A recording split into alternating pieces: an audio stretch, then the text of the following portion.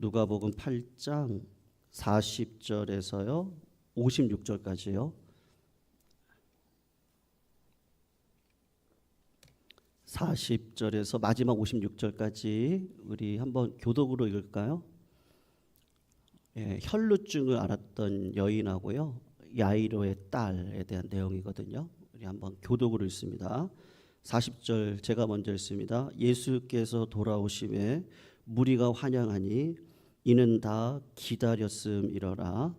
이에 회당장인 야이로라 하는 사람이 와서 예수의 발 아래 엎드려 자기 집에 오시기를 간구하니 이는 자기에게 12살 된 외딸이 있어 죽어가미러라.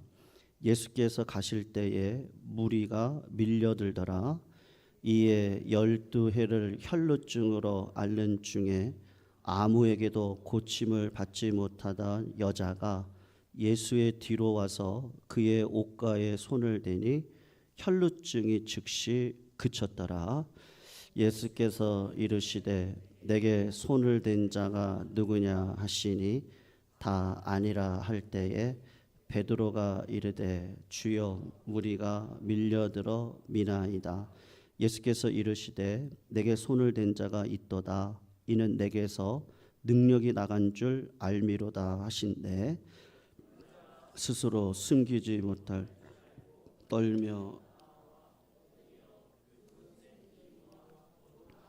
그것을 모든 사람 앞에서 말하니 예수께서 이르시되 딸아 네 믿음이 너를 구원하였으니 평안히 가라 하시더라. 아직 말씀하실 때에 회당장의 집에서 사람이 와서 말하되 당신의 딸이 죽었나이다.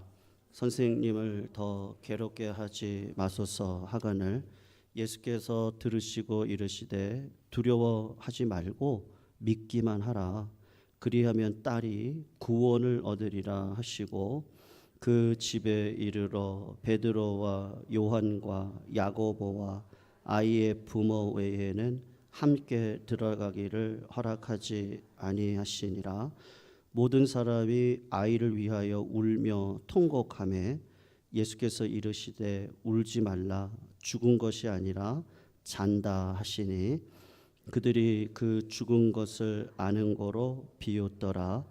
예수께서 아이의 손을 잡고 불러 이르시되 아이야 일어나라 하시니 그 돌아와 아이가 곧 일어나거늘 예수께서 먹을 것을 주라 명하시니 우리 같이 읽습니다. 그 부모가 놀라는지라.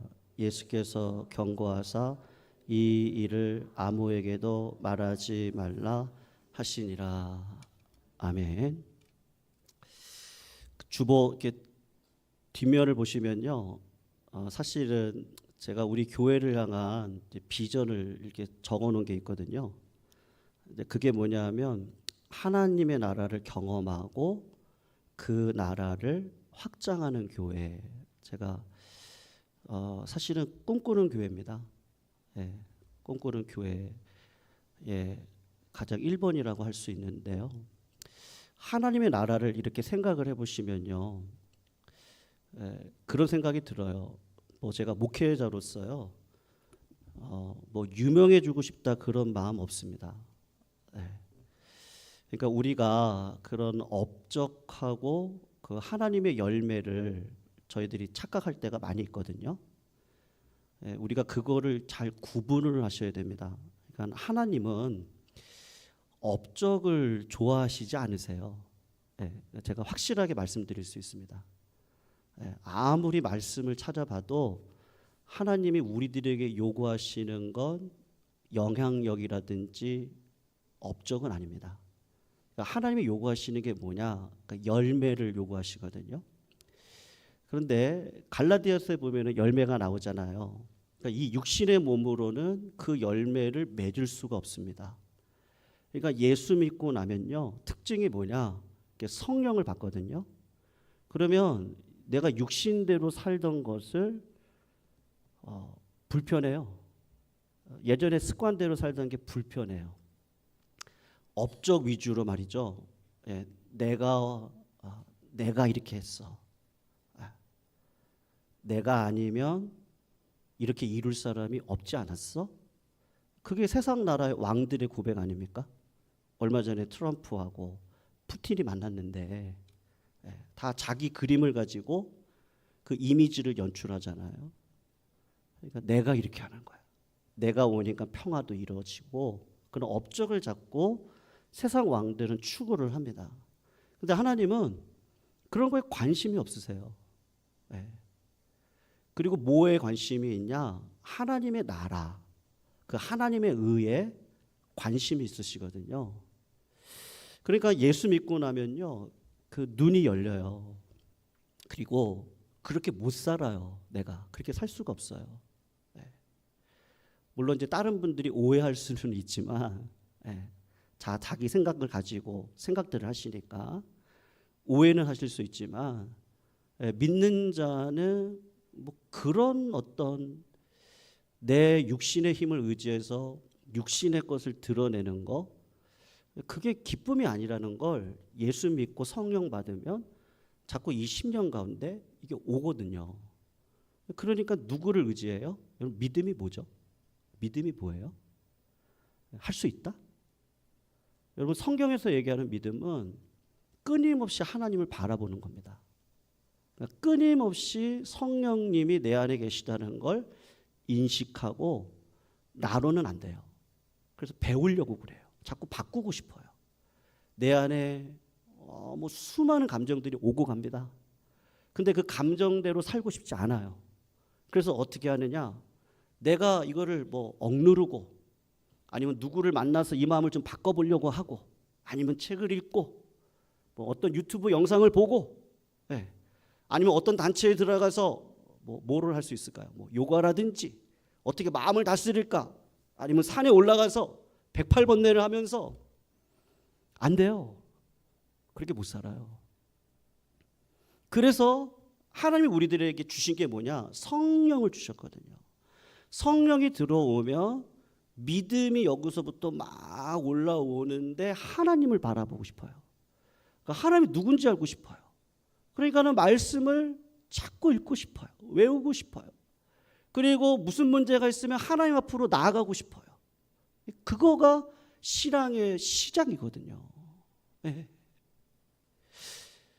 그러다가 뭐를 깨닫는지 아십니까? 이 죄 문제가 딱 찾아옵니다. 죄 문제가요. 네. 나의 이 교만한 말이죠. 여러분, 바벨론 느부갓네살 왕은요, 업적이 비길 데가 없는 왕입니다. 로마에 비견되는 왕이거든요. 그 나라를 삼각형 성으로 세웠어요. 네. 그러니까는 한 성, 그 성벽이 몇 킬로냐? 70킬로입니다. 만리장성보다 대단해요. 네. 그 나라는 로마에 비견되는 나라라 그랬어요. 한쪽이 70킬로예요. 그리고 나머지 삼각형은 18킬로예요. 그 성을 14m로 쌓아가지고 총 100km를 넘는 그 성을 쌓아요. 그리고 그 성겹을 한 겹, 두 겹, 세 겹으로 쌓으는데 한 겹을 쌓은 그 성의 도로가 2차선이에요. 말 4마리가 양쪽으로 끌 수 있는 성벽을 3개를 쌓았는데 몇 킬로를 쌓았다고요? 70km? 18km? 18km를 쌓았다니까요. 얼마나 대단한 나라예요. 그리고 해자를 만들어요. 여러분, 성박에다가 땅을 깊게 파가지고요, 유프라테스 강에서 물을 끌어오는 거예요. 그 길이가 몇 메다냐? 10m예요. 성벽 밖으로 10m에다가 물길을 만들어서요, 그 주변을 다 해자로 만드는 거예요. 적들이 못 들어오도록. 그리고 거기에다가 악어를 풀어놔요. 깊이가 3m예요. 여러분, 이란에 있는 여왕을 아내로 얻어왔거든요. 이란은 물이 많아요. 바벨론은 지금 이라크 땅이잖아요. 다 건조한 거예요. 그러니까 아내를 위해서 공중정원을 만들었어요. 공중에다가 정원을 만들어서요, 성 자체를 그냥 물이 그냥 폭포가 흘러내리는 곳으로 만들었단 말이에요. 여러분, 그거는 업적이거든요. 업적이요.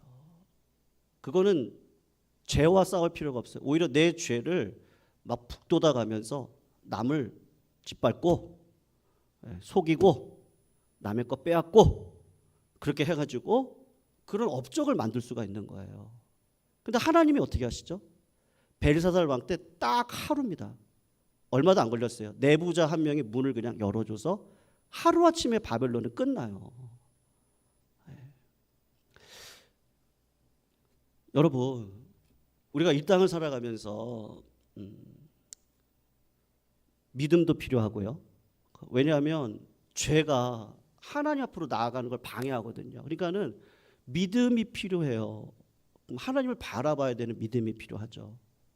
그리고 소망도 있어야 돼요. 성도님들 소망 없이 어떻게 살아요? 그래도 하나님께서 이렇게 하실 거야 라는 소망을 가지고 이 땅을 살아가거든요. 그리고 사랑도 필요해요. 근데 성도님들, 천국 가면 믿음이 필요할까요? 안 필요할까요? 어떻게 생각하세요? 천국 가면 믿음이 필요가 없어요. 네. 거기는 하나님과 내가 완전히 하나가 되어지는데 무슨 믿음이 필요해요? 그냥 하나님이 난대요. 믿음이 필요 없어요. 천국 가면 소망이 필요해요? 이미 하나님이 내 소망의 전부이신데 소망이 필요가 없는 거예요. 그럼 천국 가면 뭐만 필요해요? 뭐만 있어요? 사랑만 있거든요. 네. 그래서 말이에요, 여러분. 제가 오늘 좀 사랑 얘기를 하고 싶은데요. 사랑이 뭐죠? 네. 사랑이 있어야 하나님이 은혜를 베풀어 주시거든요. 저는 좀 안타까운 것들이 있습니다. 네. 그냥 우리 이 자리에서 사랑하시면 됩니다. 아멘? 제가 무슨 말 하나 지금. 네. 여러분, 내 사랑이 한계가 있거든요. 그래서 성경은 뭐라고 그러죠? 부모는 누가 돌봐야 돼요? 교회가 돌봐야 돼요? 자식이 돌봐야 돼요? 네? 자식이 돌봐야죠. 교회가 돌보는 거 아니에요. 네. 성도님들은 목회자가 책임져야 돼요? 성도님들이 책임지셔야 돼요? 네? 둘 다 해야죠. 전하셔야 돼요, 성도님들이. 근데 한계가 있다고요. 성도로 안 되는 건 자녀들이 책임을 져야 돼요. 자녀가 안 되면, 고아와 가부가 있으면 그때 교회가 책임지는 거고, 그게 안 되면 나라가 책임지는 거거든요. 그러니까 사랑이라는 건요, 이 땅에서의 사랑이라는 건 한계가 있어요. 그러니까 여러분, 사랑만 계속 줘보세요. 그럼 어떻게 하죠? 이용해요. 사람을 이용해요. 아유, 저 사람은 저렇게 해도 되는가 보다 하고 이용을 해요. 그러니까 하나님은 사랑에다가 한계를 넣어주신 거예요. 네. 가족이 책임져라, 아니면 공동체가 책임져라, 나라가 책임져라, 그 한계를 넣어주신 거예요. 그러니까 사랑 안에는 뭐가 들어가 있느냐? 죄라고 하는 문제가 들어가 있거든요. 그러니까 천국에 가면 이 죄 문제가 없어요. 그러니까 내가 사랑하는 게 다 사랑하는 거예요. 네, 오해가 없어요. 나는 사랑하는데 저 사람이 오해할 수 있어요. 나는 마음문을 여는데 저 사람은 마음문을 연 거를 뭐 때문에 그럴 거야 라고 생각할 수 있어요. 네. 반대로 내가 사랑하지 않는 것처럼 보일 수 있어요. 그런데 그건 사랑하지 않는 게 아니었어요. 사실은 사랑하는 거였거든요. 근데 그렇게 오해를 할 때가 있어요. 아니, 사랑하지 않나 보다. 그렇게 오해할 때가 있어요. 왜 그래요? 다 죄 문제가 들어가 있거든요. 전부 다. 이 죄라는 게 다 인간의 그 본성 안에 들어가 있어서 그 죄가 내 사랑을 어디로 끌고 가느냐? 나를 위한 사랑으로 끌고 간단 말이에요. 그러니까 나를 위한 사랑으로 끌고 가다 보니까 여러분, 그 가운데 하나님이 사랑이신데, 사랑이신 하나님이 이 자리 가운데 임재해 주셔야 되는데, 내가 가지고 있는 사랑은 여러분, 우리는 인정하셔야 되거든요. 굉장히 이기적인 사랑이에요. 우리들의 사랑은요. 예수 만나기 전에는 굉장히 이기적인 사랑을 가지고 살아가는 분들이 우리들이란 말이죠. 근데 예수 만나고부터 이 이기적인 사랑과 내가 싸우면서 이 땅을 살아가게 되는데, 그럴 때마다 진짜 사랑의 하나님이 이 땅 가운데 나타나셔서 하는 게 뭐예요? 기적을 베풀어 주시는데 사랑의 기적을 베풀어 주시는 거예요. 여러분, 오늘 본문을 보시면 반복되는 단어가 있거든요. 야이로의 딸이 나오는데 그 야이로의 딸이 몇 살이라 그래요? 네? 12살이라 그러죠. 그리고 혈루증을 앓는 여자가 나와. 여러분, 혈루증이라는 건 부인병입니다. 그러니까 유출병이라 그러죠. 레위기에 보면은 피가 나오는 거예요. 네. 그 피가 나온다는 건 죄송합니다. 피가 나오는데 이렇게 냄새, 그 피 썩는 냄새가 얼마나 그러겠어요? 그러니까 피가 계속해서 나오니까 뭐를 못 가져요? 아이를 못 가져요. 근데 그 아이를 못 가는 해가 몇 년이라 그래요? 12년이래요. 근데 같은 동네에 야이로의 딸이 있는데 이 아이는 몇 살이에요? 12살이에요. 그럼 우리가 충분히 생각할 수 있죠. 혈루증을 앓았던 여인에게 있어서 가장 힘들었던 게 뭐겠어요? 근데 병마였을 거예요. 야이로의 딸은 급성질환이에요. 얘가 건강했는데 갑자기 죽어가요? 그러다가 죽게 생겼어요. 급성질환이에요. 혈루병을 앓았던 여인은 만성질환이에요. 12년 동안 피가 멈추질 않아요. 애를 낳고 싶은데 애를 못 낳아요.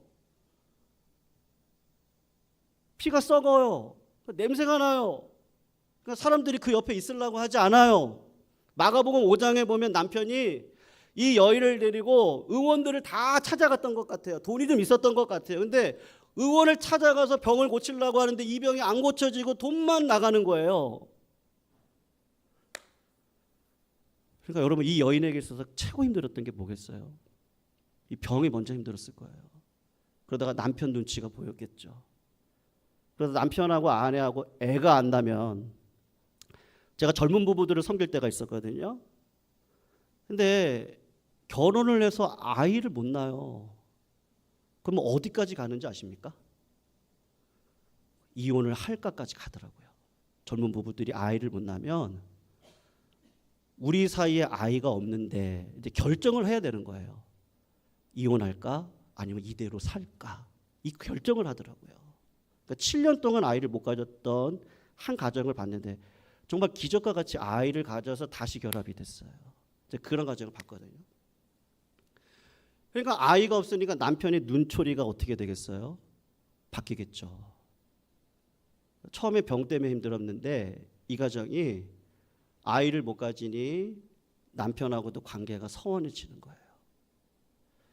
그러다가 이 여인에게 있어서 가장 힘들었던 게 누굴까? 생각해 보면 누구 때문에 가장 힘들었겠어요? 제가 볼 때는 그 야이로의 딸이지 않을까 싶어요. 왜냐하면 내가 혈루병이라는 거를 판단받고 병원에서 왔는데 저 집안에서는 어린아이가 응애하고 태어나는 거예요. 나는 애를 못 낳는데. 백방으로 의원을 찾아다니면서 병을 낫기 위해서 굉장히 노력하고 살아가는데 어느 순간 4년, 5년이라는 시간이 흘러가는데 옆집에 있는 아이는 아장아장 걸어오면서 엄마, 아빠 그러는 거예요. 네. 처음에는 남편 때문에, 병마 때문에 힘들었는데 이제 누구 때문에 힘든 거예요? 저 아이 때문에 힘든 거예요. 저 아이 때문에. 왜냐하면 같은 동네에 사니까요. 그러다가 드는 생각이 뭐예요? 이제 남편하고도 관계가 아주 서운해졌어요. 돈은 다 떨어졌어요.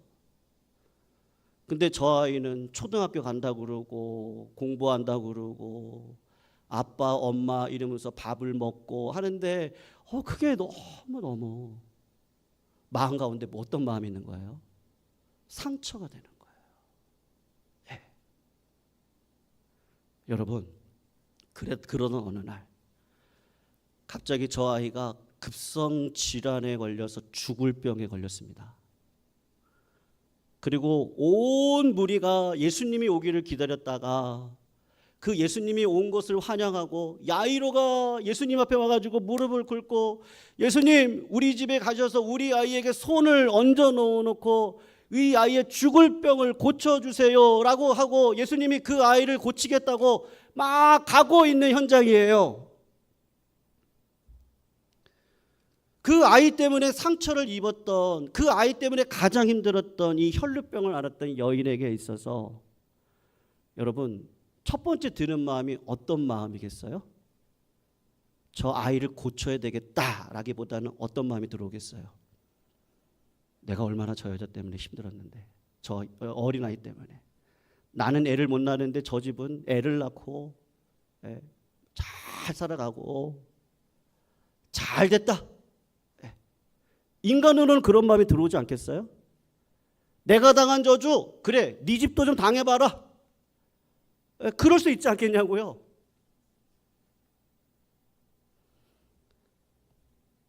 여러분 믿음이라는 건 예수님을 바라본다 그랬는데 예수님을 바라볼 때 반드시 우리 안에 있는 싸움이 있거든요. 그건 사랑 싸움이에요. 나를 드러낼까? 사랑이신 예수님을 드러낼까? 이 여자에게 있는 믿음은 뭐예요? 예수님이 그러시죠? 갑자기 멈추세요. 빨리 가야 돼요. 급성질환이니까 빨리 가야 돼요. 그런데 예수님이 멈추시고 유대 백성들에게, 성도님들한테 확인하고 싶은 게 있는 거예요. 이 여자의 믿음을 보려는 거예요. 믿음이 뭡니까? 내가 남들보다 믿음이 좋아서요, 내가 이런 복을 받았어요. 그건 공적이에요. 그건 믿음이 아니에요. 그 축복이 아니에요. 그거는요. 진짜 축복은 뭐죠? 사랑으로 열매를 맺어야 되거든요. 그러니까 이 여인에게 있어서 있는 마음이 뭐예요? 예수님이 빨리 가셔야 되는데 그거를 내가 잡아버리면 저 어린아이가 죽을 수밖에 없는 거예요. 그러니 이 여인에게 있어서는 어떤 믿음이 온 거예요? 내가 예수님을 방해하지 않고 이 병이 날 수 있는 방법은 뭘까? 딱 생각해 보니까 뭐가 있는 거예요? 예수님 뒤로 가서, 냄새가 얼마나 나겠어요. 막 여자가 막 피가 막 그런데. 근데 그런 부끄러움을 다 물리치고 예수님 뒤로 가가지고 내가 예수님 옷깃만 대도 병이 낫겠구나 라고 하는 믿음이 그냥 딱 들어온 거예요. 근데 그 믿음이 예수님을 딱 멈춰놓고, 예수님 저도 억울합니다. 저도 고쳐주셔야죠. 왜 저 집만 계속 복을 받습니까? 저에게도 복을 주셔야죠. 이게 아니고요. 그 여자의 마음 가운데 있는 건 뭐예요? 저 어린아이도 살려주세요, 하나님. 근데 저도 좀 살려주세요. 근데 저를 살려줄 수 있는 건 그 가는 길을 방해하지 않고 예수님 옷자락만이라도 만지면 그게 날 것 같아요. 예수님이 놀란 거예요. 아니 어떻게 이런 믿음이 있지? 믿음이 있다고 그 당시 율법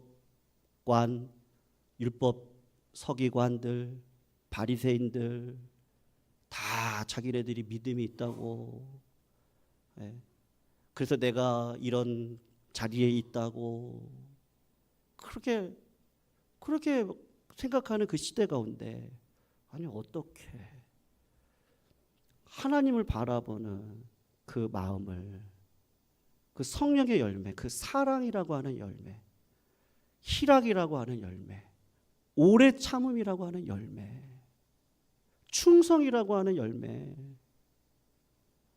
나의 이 죄짐을 오래 참고 그 아이도 평안하고 나도 평안할 수 있는 그 희락의 기쁨을 얻기 위해서 그 여자가 선택하는 방식은 뭐였어요?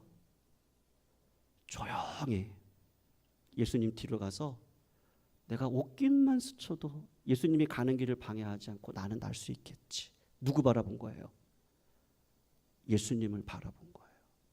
그리고 예수님을 바라본 증거가 뭐예요? 내 안에 있는 그 분노, 내 안에 있는 그 절망, 내 안에 있는 그 악함, 이걸 다 뭘로 녹여내는 거예요? 예수님의 이름으로 녹여내는 거예요. 그러니까 여러분, 사랑이라는 건 그래요.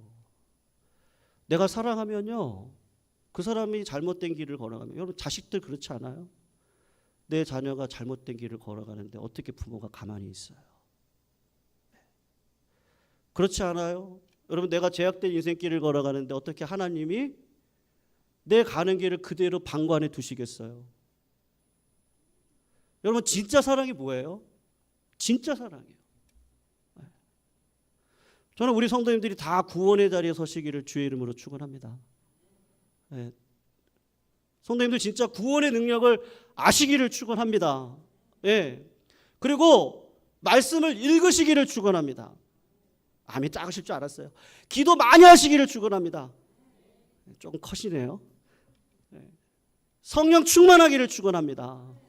예수님 바라보시기를 축원합니다. 네. 제가 바라는 게 뭐겠어요? 저는 성도님들이 좀 말씀을요, 좀 읽으셨으면 좋겠어요. 제가 뭐 율법적으로 얘기하는, 뭐 그러면 복 받는다 그게 아니고요. 내가 진짜 예수님을 믿으면 어떻게 내 힘으로 살아가요? 그러니까는 좀 하루에 한 구절이라도 좀 읽었으면 좋겠어요. 그리고 할 수 있으면 여러분 어떻게 집에서 기도가 돼요?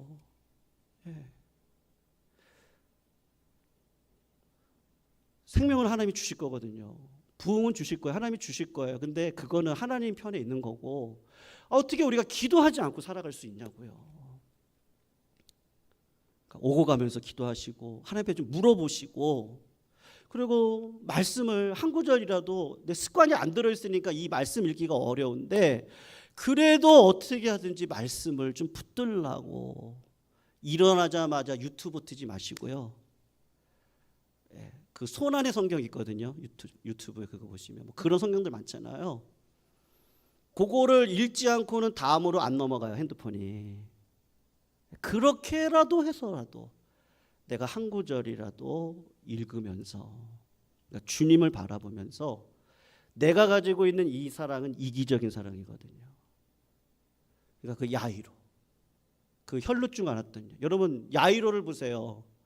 얼마나 화딱지가 나겠어요. 저 여자 때문에 내 딸이 죽은 거잖아요. 이 여인은 났어요. 그리고 야이로 회당집에서 사람들이 와가지고 당신의 딸이 죽었습니다, 그렇게 얘기를 하거든요. 근데 야이로가 거기서 한마디도 얘기를 안 해요. 왜 그랬을까요? 야이로가 누구를 바라보는 거예요? 주님 바라보는 거죠. 그러니까 예수님이 뭐라 그래요? 두려워하고 믿기만 해라. 그러면 네 딸을 살리리라. 갔어요. 성도님들, 두 가지 표현이 나오거든요. 그 동네 사람들은 그 아이가 죽었다고 그랬어요. 근데 예수님은 뭐라 그러죠? 잔다 그랬어요. 뭐가 맞을까요? 네? 둘 다 맞아요. 둘 다 맞아요. 세상 사람들은 현재와 과거를 보고만 얘기를 해요. 그러니까 맞죠? 안 돼요. 어떻게 살아나요? 근데 예수님은 뭐를 보고 얘기하는 거예요? 하나님을 보고 얘기하는 거예요. 미래를 보고 얘기하는 거예요. 될 거예요. 성도님들 잘 되실 거예요. 복 받으실 거예요. 하나님이 함께 하실 거예요. 도와주실 거예요. 하나님이 정말로 좋은 길로 인도해 가실 거예요. 네. 둘 다 맞아요.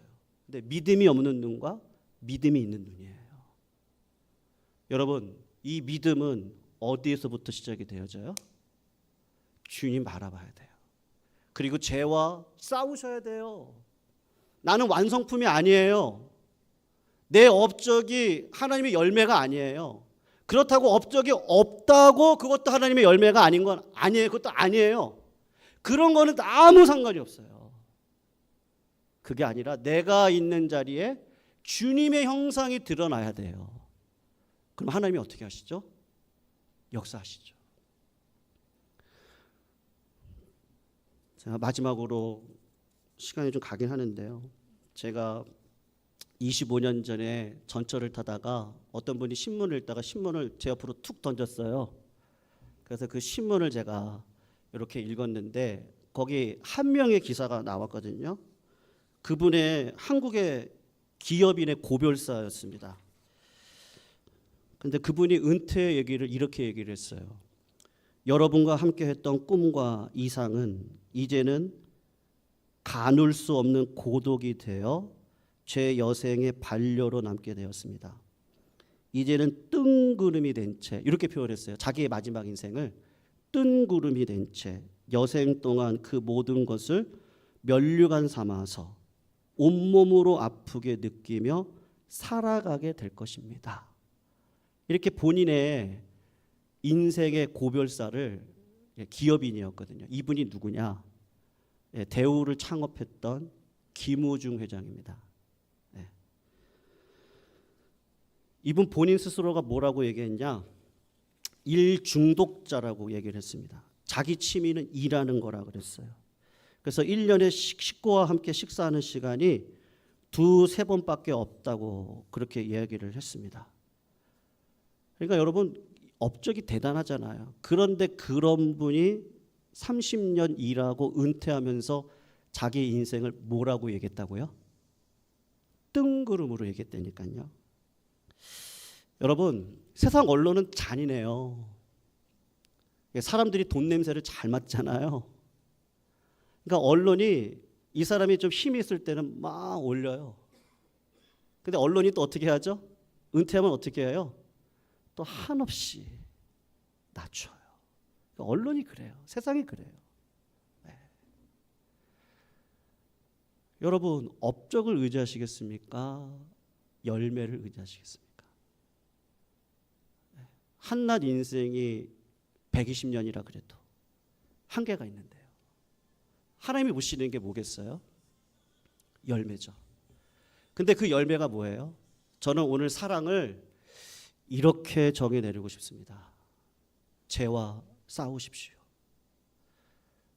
그렇게 싸워서 하나님의 사랑을 이 땅 가운데 드러내시는 성도님들이 되시기를 주의 이름으로 축원합니다.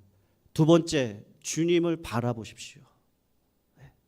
주님을 바라보는 그 자리 가운데 하나님이 거룩한 은혜를 내려주실 줄로 믿습니다. 여러분, 업적은 어디까지나 업적입니다. 근데 천국 가면 그 업적이요 다 소용없어요. 자녀로 살아냈니? 너 죄와 싸웠니? 하나님의 은혜를 사모했니? 그것만 보실 줄로 믿습니다. 그렇다고 열심히 사는 게 필요 없어요? 아니요. 물질이 필요 없어요? 아니요. 다 필요하죠. 근데 그것보다 그것이 하나님보다 앞서면 그거는 하나님을 사랑하는 거예요? 아니면 이걸 사랑하는 거예요? 이거 사랑하는 거죠. 네. 그러니까 하나님은 뭐라고 얘기하시는 거예요? 나 봐라. 그렇게 말씀해 주시는 줄로 믿습니다. 오늘도 우리 공동체가요, 기적의 공동체 되기를 소원합니다. 우리 모든 성도님들이 야이로와 같은 믿음을 가지시기를 축원합니다. 12의 혈루증을 앓았던 여인과 같은 믿음을 소유하시기를 축원합니다. 그러면 하나님이 어떻게 하세요? 반드시 은혜를 주실 줄로 믿습니다. 그 은혜를 바라보면서 우리 시간 같이 한번 찬양할게요. 주만 바라볼지라.